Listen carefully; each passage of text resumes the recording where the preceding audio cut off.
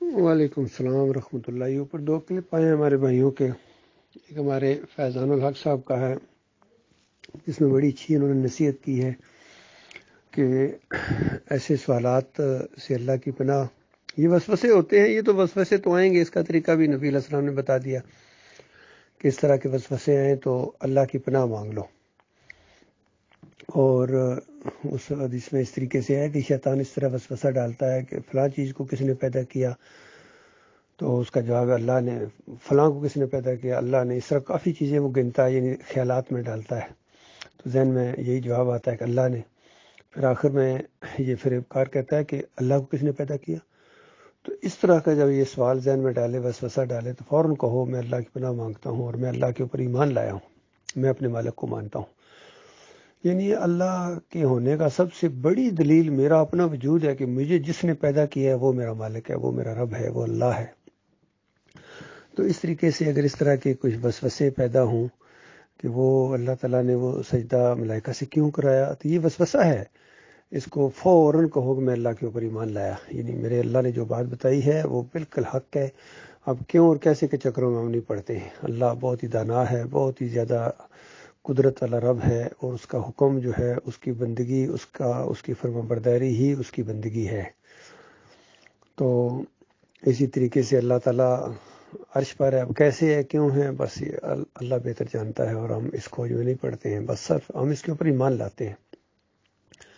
سورہ آل عمران کے شروع میں جو بات بتائی گئی کہ یہ اللہ کی کتاب ہے، اللہ کی طرف سے ہے، اس میں متشابہات بھی ہیں اور محکمات بھی ہیں۔ محکم آتے ہیں، ہوا الکتاب کہا گیا کہ یہ کتاب کی اصل ہے، یہ اصل کتاب ہے۔ اور یہ جو متشابہات ہیں یہ ان لوگوں کے لیے جن کے دلوں کے اندر بیماری ہوتی ہیں، وہ اس کو معنی پہنانے کی کوشش کرتے ہیں، اس کی ڈگنگ کرتے ہیں، اس کے اوپر کیا سرائیاں کرتے ہیں، اس کی تفصیل میں جانے کی کوشش کرتے ہیں۔ ان کے دلوں میں اصل میں زیغ ہے، ٹیڑھ ہے۔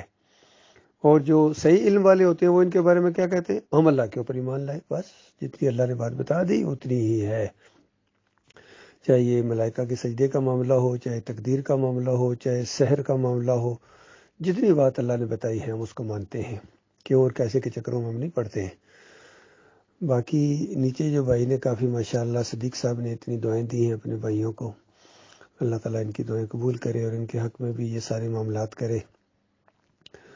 اور آخر میں انہوں نے وہ حدیث کا حوالہ مانگا ہے، جس بھائی کے پاس ہو وہ حوالہ دے دیں، لیکن حدیث بالکل صحیح ہے۔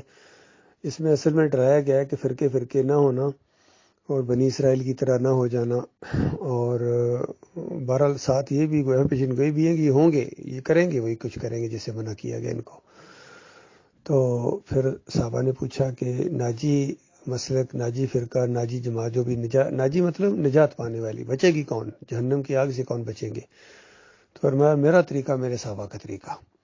تو اس طریقے کے اوپر اصل میں آج کوئی بھی نہیں ہے، کیونکہ ہم نے سب کو دیکھا ہے، نہ بریلوی ہیں، نہ دیوبندی ہیں، نہ اہل حدیث ہیں، نہ سلفی ہیں، نہ آج کے شافی ہیں، حنبلی، یہ سعودی، کوئی بھی، یا جماعت اسلامی، تنظیم اسلامی، جتنے بھی مسلک پائے جاتے ہیں، اہل حدیثوں کی جتنی شاخیں ہیں، کوئی بھی نبی علیہ السلام اور صحابہ کے طریقے کے اوپر نہیں۔ چاہے یہ گلے پھاڑ کے کہیں کہ ہم سپاہ صحابہ ہیں، تم سپاہ صحابہ کیا؟ صحابہ کے ایمان عقیدے کے خلاف تمہارے عقیدے ہیں، تم سپاہ صحابہ کس طرح ہو؟ صحابہ تو خود اللہ کے سپاہ تھے، اللہ کے بندے تھے، اللہ کی فوج تھی، وہ اللہ کی پارٹی تھی، یعنی اللہ کے بندوں کے تم آگے بندے ہو، اور عقیدہ بھی تمہارا ان سے نہیں ملتا ہے۔ عقائد علماء دیوبند اٹھا کر دیکھو، ایک سے ایک شرک ان کے اندر موجود ہے۔ تبلیغی جماعت بھی انہی کی ایک شاخ ہے، پھر یہ سپاہ صحابہ بھی انہی کی ایک شاخ ہے۔ یہ فخر محسوس کرتے ہیں اپنے اکابرین کے اوپر جنہوں نے کفر و شرک پھیلایا۔ اس کا بانی، سب سے پہلا جو بانی ہے وہ اس شرک کے اوپر مرا ہے کہ نبی علیہ السلام کی کہتا ہے روح نکلی کوئی نہیں۔ حالانکہ حدیث کے اندر جتنے الفاظ آئے ہیں، ماتا یعنی موت آ گئی، فاتا وفات پا گئے، اور خرج من الدنیا، دنیا سے خارج ہو گئے، اس طرح کے الفاظ، قبضہ، روح قبض ہوئی، اس طرح کے الفاظ ہیں، لیکن قاسم ننوتوی کہتے ہیں نہیں نہیں نہیں نہیں، ہوا ہی کو نہیں، معاملہ پیش ہی کو نہیں آیا، اس طرح یہ، اور پھر سارے اس کے دفاع کرتے ہیں۔ چاہے نیچے اس کے ہوں محمود الحسن ہوں، وہ کہتے ہیں اللہ کے بندوں کو پکارنا یا اللہ ہی کو پکارنا، اس طرح شرک کا انجیکشن دیا، اور قرآن کے پہلے صفحے کے اوپر اندازہ لگائیے۔